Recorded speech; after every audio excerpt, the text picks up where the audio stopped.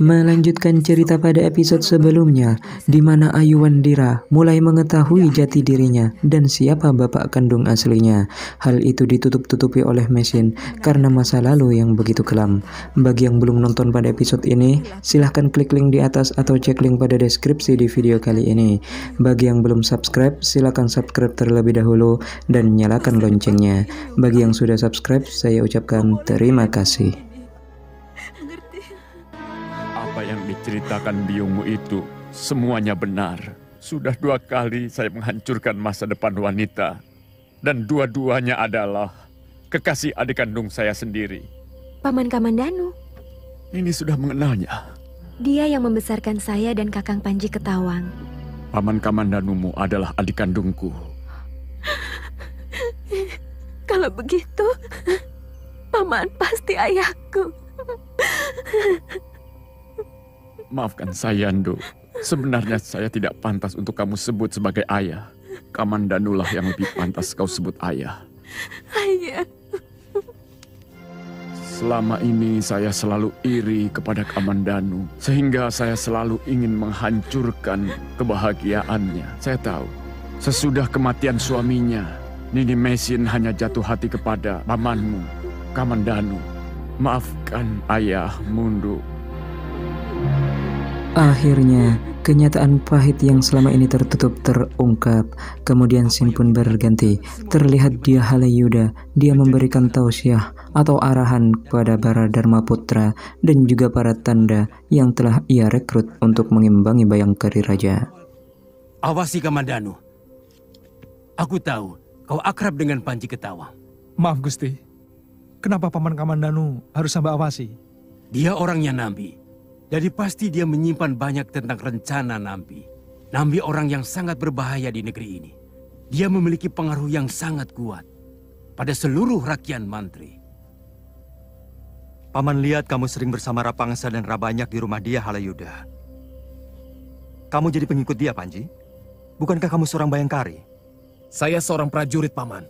Dimanapun saya ditugaskan, saya harus patuh. Tuan Halayuda meminta saya langsung dari Penatus Bayangkari.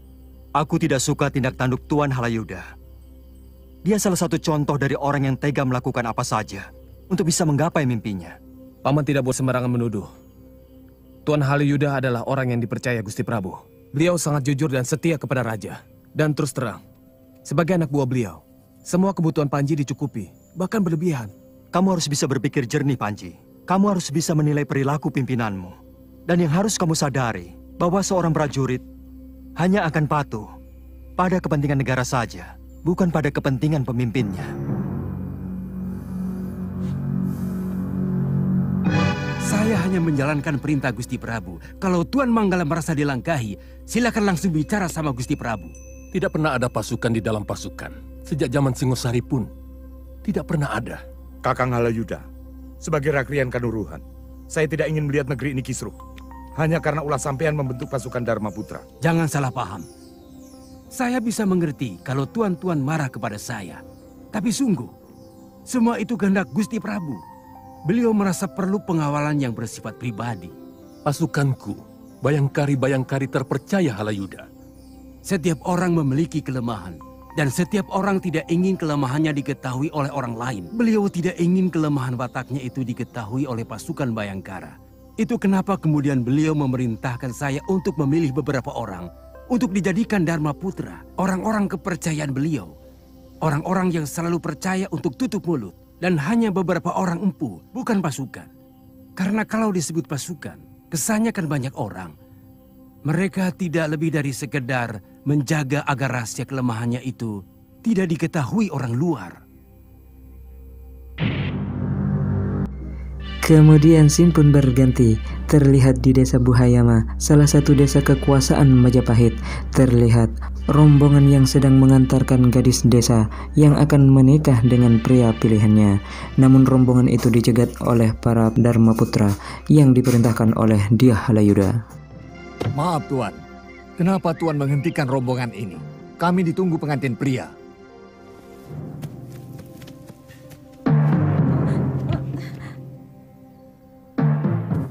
Kalian tidak boleh meneruskan perjalanan. Kenapa? Sejak kapan ada larangan seperti ini? Gusti Halayuda, calon Mahapati Majapahit, memerintahkan untuk mencari gadis-gadis cantik dari setiap desa untuk dijadikan dayang istana. Tapi, anak saya mau kawin, Tuan. Bahkan sedang ditunggu oleh keluarga pengantin pria. Kamu seharusnya bangga memiliki putri yang terpilih untuk menjadi abdi istana. Tapi... Jangan banyak mulut. Masukkan pengantin ini ke dalam kereta. Seolah tidak memiliki hati nurani, perbuatan Dharma Putra demi menjalankan tugas, mereka melakukan apa saja demi tercapainya tujuannya, menindas, memaksa dan juga semena-mena terhadap rakyat. Mereka lakukan demi kesuksesan tugas yang mereka emban. Terlihat juga di sana ada Panji Ketawang yang juga nimbrung dalam pasukan itu. Tampaknya ia tidak mewarisi sifat agung dari Arya Kamandanu. Panji Ketawang cenderung mewarisi sifat dari Arya Dwi Pangga yang jahat, beringas, dan semena-mena kepada orang lain. Sebaiknya Nini makan daripada sakit. Apa pedulimu? Tentu saja kami peduli kesehatanmu. Karena sakit akan mengurangi kecantikan wajahmu. Tidak akan ada kecantikan kalau hati pemiliknya sedang buruk.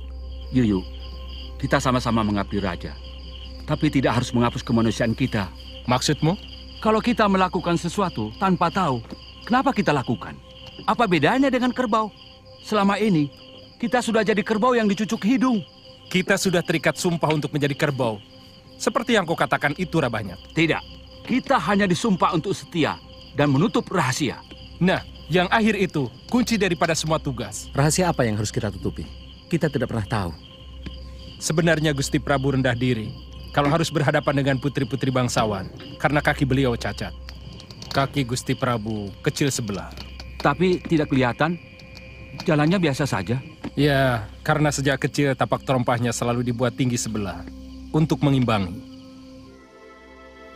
Kemudian mereka dikejutkan oleh sekelompok orang yang mendatangi mereka. Ternyata mereka adalah orang-orang dari desa Buhayabang yang tidak terima anak dan calon istrinya direbut. Benar mereka yang menculik Praharsini, Bopo? Benar, Trisura. Tapi tolong jangan dengan kekerasan. Kita minta secara baik-baik. Hei, siapa pimpinan kalian? Kamu siapa? Aku calon suami gadis yang kamu culik. Jangan bilang diculik. Calon istrimu akan dijadikan dayang di Kedaton Majapahit. Bukankah itu sebuah kehormatan yang luar biasa? Enak saja. Apa mentang-mentang kalian penguasa, sehingga kami harus mengalah begitu saja? Lalu kamu mau apa?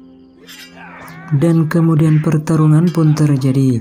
Dalam pertarungan ini, tentu penduduk desa Buhayabang tidak sebanding dengan kekuatan para Dharma Putra Majapahit yang sudah terlatih baik ilmu kanuragan dan juga ilmu tenaga dalam.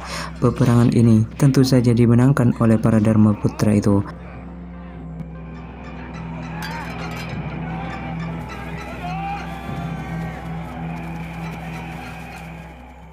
Jadi Byung tetap tidak mau memaafkan kesalahan ayah. Sebagai sesama wanita, mestinya kau bisa menjawabnya sendiri. Byung telah menceritakan penderitaan Byung karena perbuatannya. Dan Byung bukan dewata yang bisa dengan mudah memaafkan orang yang telah menyakiti Byung. Baik.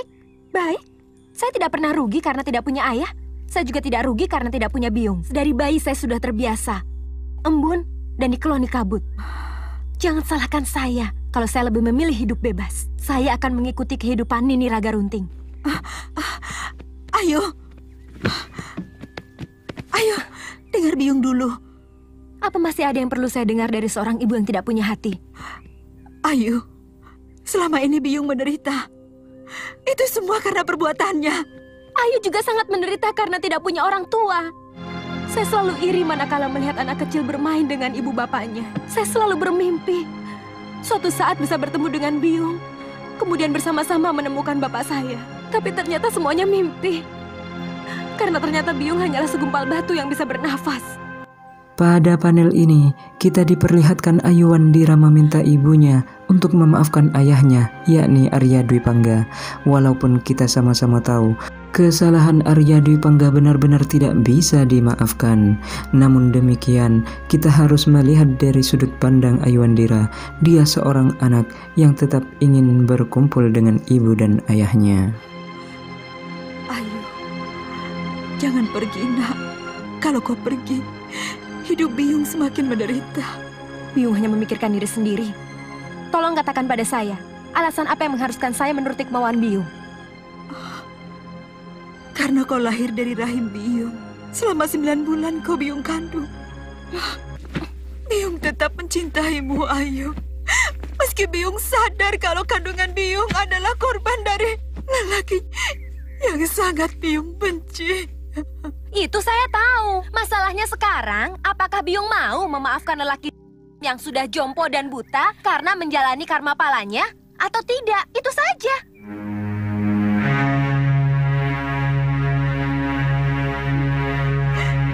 Baik. Biyung maafkan dia. Dan karena tidak sanggup harus berpisah dengan Ayu Wandira, Mesin sekali lagi menunjukkan kemurahan hatinya. Dia rela memaafkan Arya Dwi Pangga demi putri semata wayangnya itu. Kemudian scene pun berganti. Terlihat Ratanca, tabib Kedaton Majapahit. Dia sedang menuju rumah Dia Halayuda. 3 hari lagi mau dibawa ke istana Kapopongan, Tanca.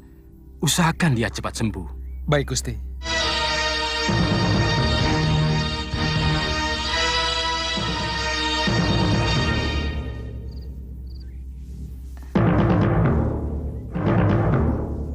Di mana saya? Kamu di rumah Gusti Halayuda, di Majapahit. Tolonglah saya, Raden. Saya tidak mau dijadikan abdi Kedaton. Mereka telah calon suami saya. Dan mereka juga telah ayah saya. Shh. Jangan keras-keras. Tolonglah saya, Raden. Kalau tidak, lebih baik biarkan saya. Kalau kamu tidak bisa tenang, siapapun tidak bisa menolongmu. Yang penting kamu sehat dulu, baru berpikir yang lain-lain. Saya tidak mau dijadikan abdi dalam. Saya tidak mau dijadikan selir Gusti Prabu. Raden, tolonglah saya. Jangan hancurkan harga diri saya. Kenapa? Banyak wanita yang bangga sebagai selir seorang prabu. Saya bukan bagian dari wanita-wanita seperti itu. Gadis itu benar-benar pantas untuk ditolong. Pendiriannya teguh dan terus terang cantik. Dia lebih pantas menjadi putri Kedaton daripada gadis desa biasa. Dan harga dirinya jauh lebih terhormat dari putri manapun. Kesehatanmu semakin membaik. Keesokan harinya, kondisi Praharsini sudah membaik. Tuhan sudah berjanji akan menolong saya kalau saya sudah sehat. 2 hari lagi kamu diboyong ke istana Kapopongan. Kalau saya harus menolongmu, waktunya sangat singkat. Jangan menangis. Jangan ada suara apapun. Kamu harus terus berpura-pura sakit. Nanti malam aku menjemputmu. Jangan kamu palang pintu bilikmu.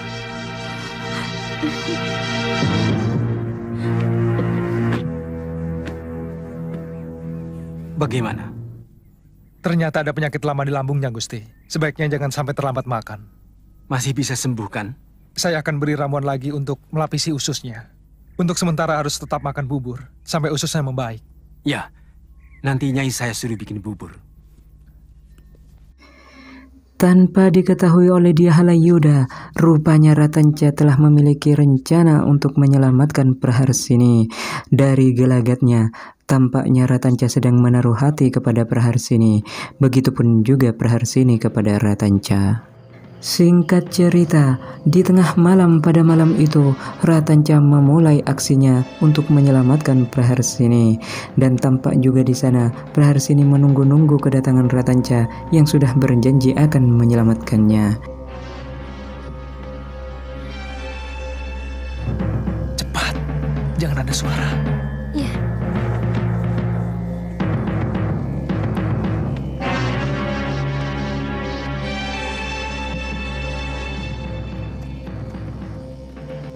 Tidak diperlihatkan secara detail, tetapi Ratanca dan juga Praharsini berhasil keluar dari rumah Dia Halayuda dengan selamat tanpa ketahuan oleh siapapun.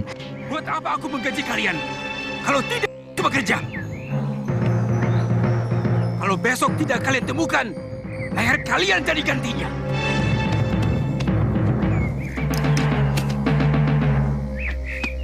Ampun Gusti Halayuda, hamba menemukan bekas telapak dari 2 ekor kuda.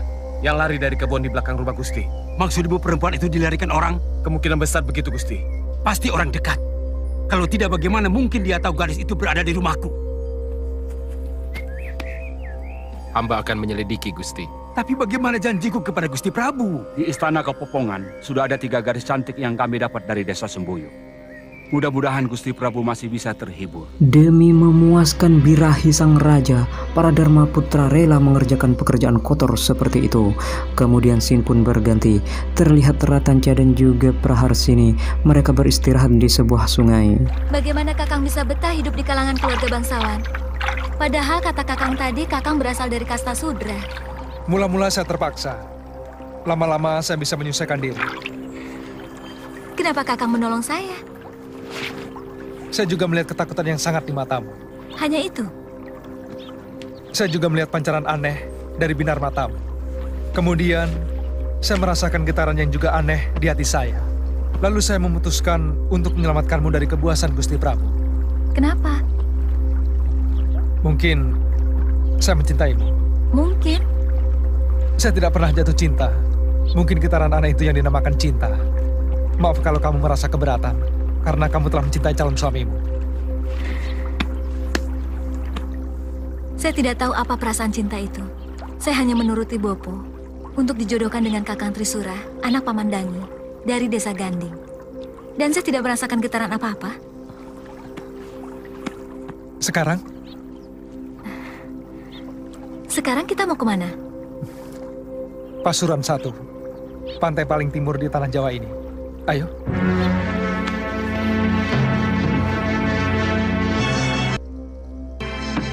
Agar makan tanaman. Aku tidak mau tahu. Tangkap Ratanca. Hidup atau... Menurut hamba, ada 2 tempat yang patut diduga kemana Ratanca membawa lari gadis itu. Kemungkinan pertama, Ratanca ke rumah kakak seperguruannya di Pasuruan 1. Kemungkinan lainnya, ke desa gadis itu di Bohayabang. Tunggu apa lagi? Atas perintah dari Dyah Halayuda, para Dharma Putra itu langsung menuju Pasuruan 1. Kemudian scene pun berganti. Terlihat Ratanca dan juga Praharsini sudah berada dan sampai di rumah Maisin. Kakak Mai. Itu istrimu? Maaf Praharsini, itu Kakak Mai yang pernah saya ceritakan. Tanca adik seperguruan saya. Dan ini... Jangan sebut Kakak Mai, jangan sebut. Biar saya yang berusaha untuk menebak. Si golek kayu momongan. Ayu Andira kan? Rasanya baru kemarin kamu masih gadis kecil yang alman pada nenek tua itu. Sekarang kamu sudah jadi gadis yang cantik. Tanca, kau belum jawab pertanyaan saya. Dia istrimu? Hampir. Oh, kau pasti kangen masakan kakak. Kakak masak sayur, Cah.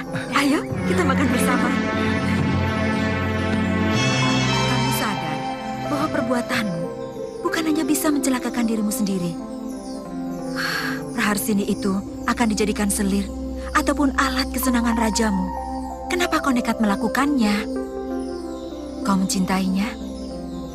Kenapa kakak menanyakan itu? Karena cinta sering membuat orang melupakan akal sehatnya.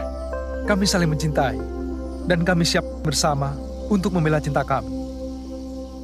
Boleh saya ikut bicara? Silakan, Rake.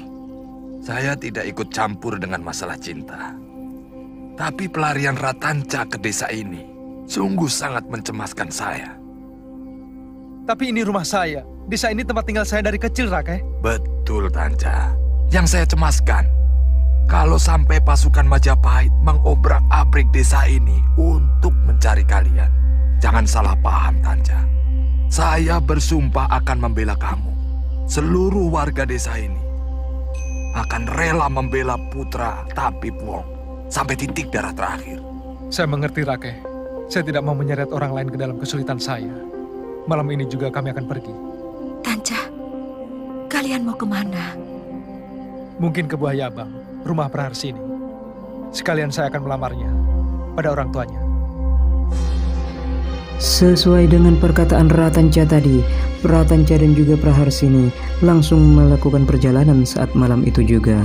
Ratanca dan Praharsini takut Pasuruan 1 menjadi sasaran kemarahan dari Dyah Halayuda.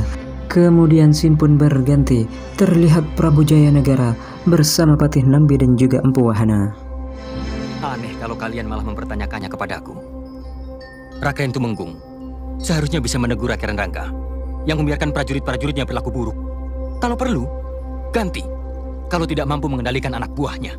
Nanda Prabu, masalahnya seolah ada dua pimpinan dalam keprajuritan di Majapahit. Sudah ada Rakrian Kanuruhan yang dibantu Rakrian Rangga sebagai panglima seluruh pasukan yang dimiliki Majapahit.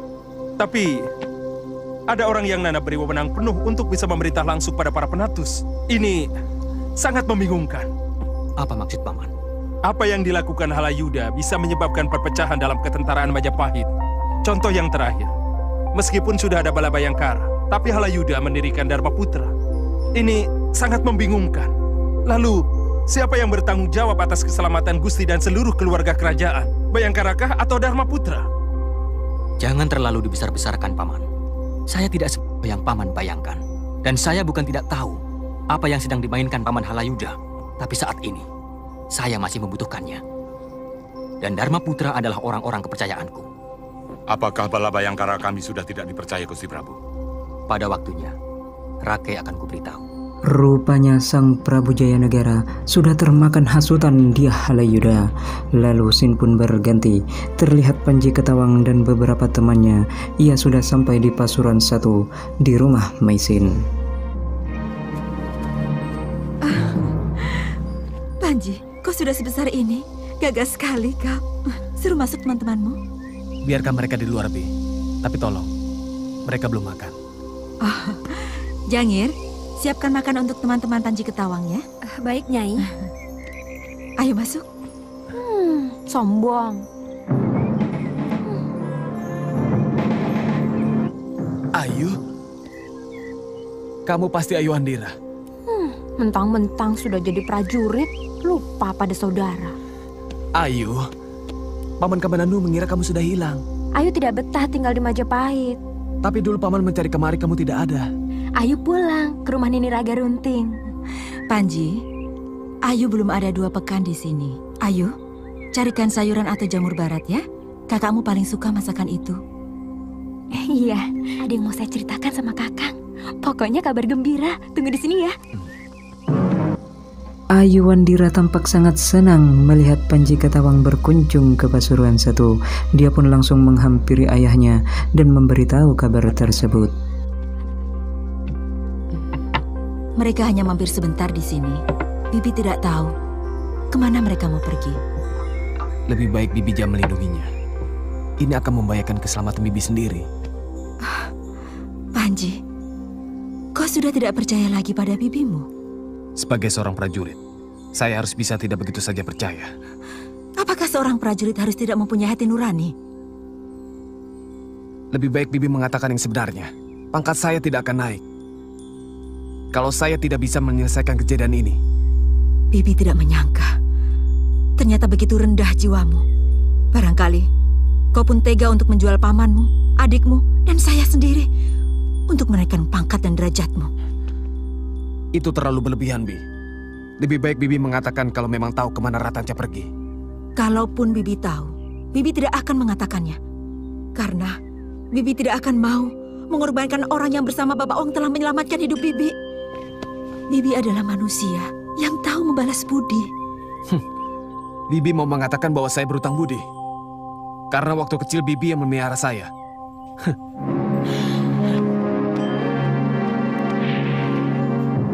Ayo cepat. Kakang, Ayah mau bertemu. Ayah kita sudah...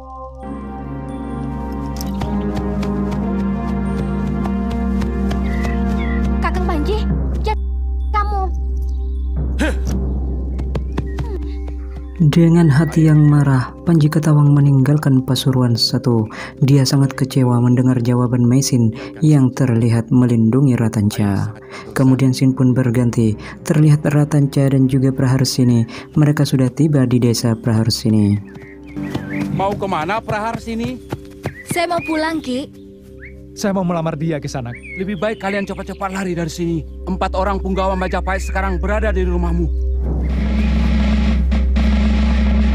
Di mana anakmu disembunyikan, ha? Sungguh Tuan, semenjak Prahasis ini dibawa oleh prajurit Majapahit, hamba sudah pasrah. Bohong! Biar Gusti Halayuda sendiri yang menghukumnya. Kita bawa saja ke kota raja. Ikat dia.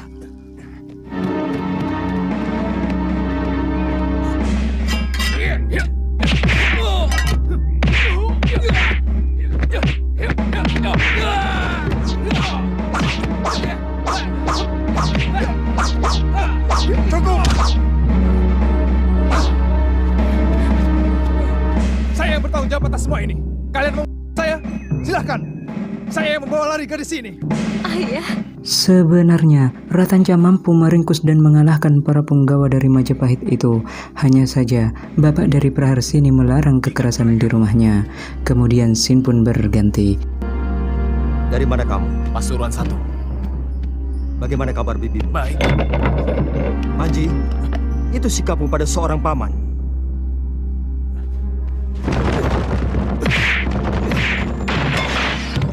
Dengar Panji, aku sedang bicara sama kamu. Saya sudah dewasa, Paman. Tidak sepantasnya Paman memperlakukan saya seperti itu.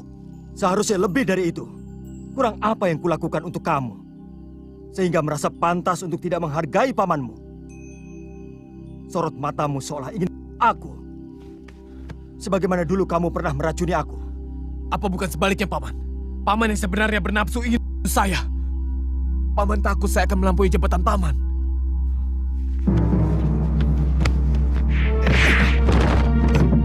Paman telah menyiksa seorang penggawa kepercayaan Gusti Prabu. Mungkin saya tidak berani melawan Paman. Tapi anak buah Gusti Halayuda bukan cuma saya. Mulutmu lebih keji daripada semua perbuatanmu selama ini, Panji. Baik. Mungkin kamu sekarang merasa hebat, merasa kuat. Kamu sudah bukan lagi Panji Ketawang kecil yang membutuhkan kasih sayang karena ditinggal kedua orang tuanya. Kamu sudah merasa pantas untuk menegakkan dagumu di depan orang yang memperlakukan kamu selama ini sebagai anak. Sekarang kita bicara sebagai sesama lelaki. Aku tidak mau dilecehkan oleh siapapun. Terserah kamu. Kamu sudah cukup dewasa untuk berpikir. Di rumah ini, aku ini adalah pamanmu. Dan siapapun kamu, harus tetap menghormatiku sebagai seorang paman. Dan jangan sekali-kali mengancamku dengan anak buah Halayuda. Bagiku mereka semua... Saya bingung, Paman. Saya ditugaskan menangkap Ratanca yang melarikan seorang gadis. Itu sebabnya kamu ke Pasuruan 1. Kamu berhasil menangkapnya? Bibi Mesin melindungi kemana Ratanca pergi, Paman. Jelas. Orang yang bersifat ksatria tidak akan mau mengorbankan sahabatnya. Apalagi Ratanca adalah adik seperguruan bibimu. Sifat seperti itu yang harus kamu tiru. Bukan sifat pengkhianat yang tega menjual keluarganya sendiri. Saya takut, Paman. Gusti Halayuda pasti akan marah kepada saya. Tidak akan. Sebab cuma ada dua kemungkinan dalam menjalankan tugas. Berhasil atau gagal. Keduanya tetap baik selagi dilakukan dengan sungguh-sungguh.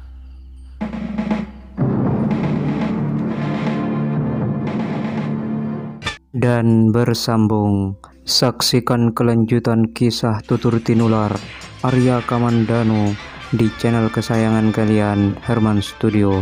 Terima kasih sudah nonton, jangan lupa like, komen, dan subscribe. Sampai jumpa di video selanjutnya.